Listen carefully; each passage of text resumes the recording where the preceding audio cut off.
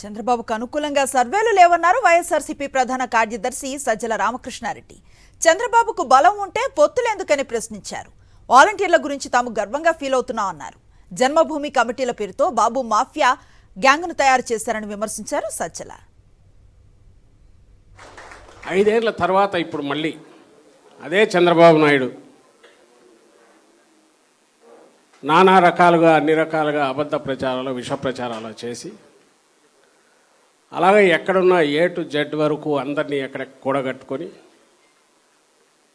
ఈ 5 ఏళ్ల పాటు చేసిన అభూత ప్రచారాలు అభూత కల్పనలతో కూడిన ప్రచారాలు విష ప్రచారాలన్నింటినీ వాస్తవాలని ప్రజలను నమ్మించి ఈరోజే కొత్తగా రాజకీయాల్లోకి వచ్చిన వ్యక్తిలాగానో నాయకుడిలాగానో పార్టీలాగానో ప్రజల ముందు వచ్చి నిలబడి మళ్ళీ మీకు ఒక సుందరమైన స్వర్గం కట్టిస్తాను, లేదంటే ఆంధ్రప్రదేశ్ను ఒక సుందరమైన ఆహ్లాదకరమైన ఆనందకరమైన ఆరోగ్యకరమైన సువర్ణ ఆంధ్రప్రదేశ్ని తెచ్చిస్తాను, నాకు మీ ఆశీస్సులు కావాలి అని నమ్మబలికే ప్రయత్నం చేస్తాను.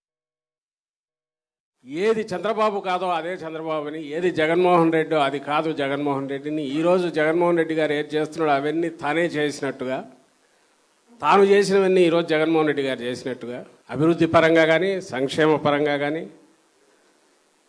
ప్రాంతాల వారీగా కానీ కులాల పరంగా చూసిన ముఖ్యంగా వెనుకబడిన కులాలు ఎస్సీ ఎస్టీలు మైనారిటీ విషయంలో ఒక దుస్సాహసానికి ఒడిగడుతున్నాడు. బరి తెగించి ఎస్సీ డిక్లరేషన్ అంటున్నాడు, బీసీ డిక్లరేషన్ అంటున్నారు, ఈరోజు బీసీ డిక్లరేషన్ పెట్టుకున్నారు.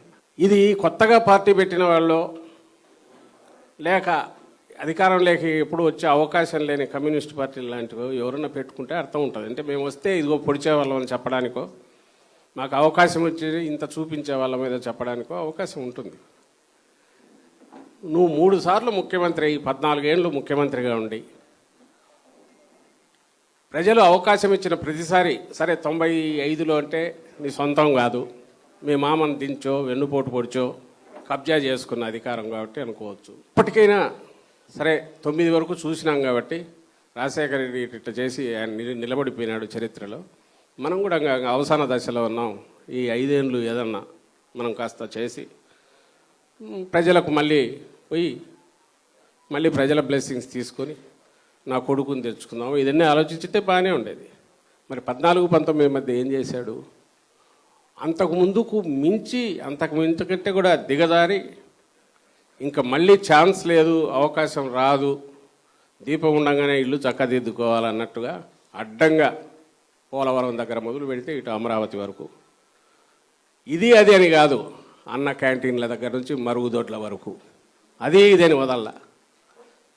ఇది చాలదని చెప్పి కొడుకు వచ్చినాక ఈ మాత్రం కూడా తెలివి ఉంటుందో ఉండదో ఎందుకు వచ్చినా గొడవ అనుకొని ఒక మాఫియా గ్యాంగ్ను కూడా తయారు చేశాడు కింది వరకు జన్మభూమి కమిటీల పేరుతో. ఇది మన కళ్ళ ముందు జరిగింది.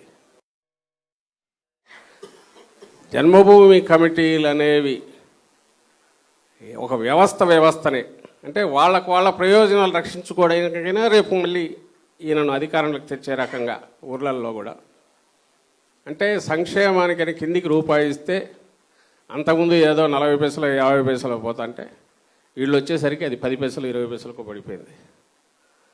పెన్షన్లు రావాలంటే ఒకరు చనిపోతే తప్ప ఇంకొకరికి లేదు. ఇంకొకటి ఏదైనా బెనిఫిట్ కావాలంటే అది అయ్యేంతవరకు ఆదరణ కత్తెరలు కావాలన్నా, మీకు ఏదైనా సుత్తో ఊలో కావాలన్నా, ఇంకొకరికి ఏదైనా కావాలన్నా అన్నీ కూడా వాళ్ళ ద్వారానే. ఆఖరకు లేని మరుగుదొడ్లు కూడా ఉన్నట్టు నీరు చెట్టు దాని కింద దోచుకున్నారు. ఇది అదేని కాదు, పైసా అంటే ఏమాత్రం 10 రూపాయలు పెట్టి ఓ రూపాయో 2 రూపాయలు తినడం ఒకటి, అసలు ఏమీ లేకుండా పేపర్లో మాత్రమే కనపడి 10 రూపాయలు మింగడం ఎట్లా అనే స్కీములు. అందులో అన్నిటికంటే పెద్దది అమరావతి స్కామ్. ఇదంతా వాళ్ళకు పెట్టుకున్నాడు విందు భోజనం, కింద ఎవడికి వాళ్ళకు కావాల్సినంత భోజనాలు ఇచ్చేట్టు జన్మభూమి కమిటీలను పెట్టాడు.